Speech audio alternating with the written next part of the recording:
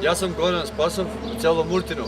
Имам 30 години, се уште не сум женен и немам услови за живот. Основно сум средно, основно заврших. И нема услови за живот. Нема дек да одаме. Как дек да зденеме?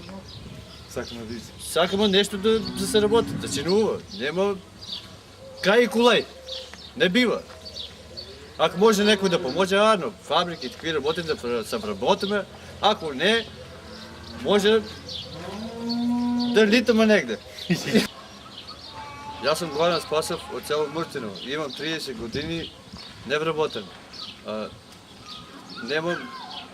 Имам особено завршено, немам услови за живот. Нема тука живот од това село. И не знаеме как дек да одаме. Треба некој да ни даде работа. И не знам што да правим. И што да правим, ајде. Јас сум Горан Спасов, село Муртино, неоженен, имам 30 години,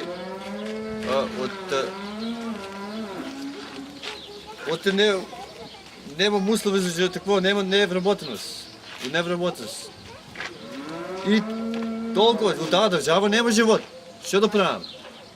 Това е. И не знаеме дек да фанеме. Дек да се водат, никој не знае кој што, как, де. И тоа е животот, нема друг живот. Ако кара така още 10 години, нема за нас живот.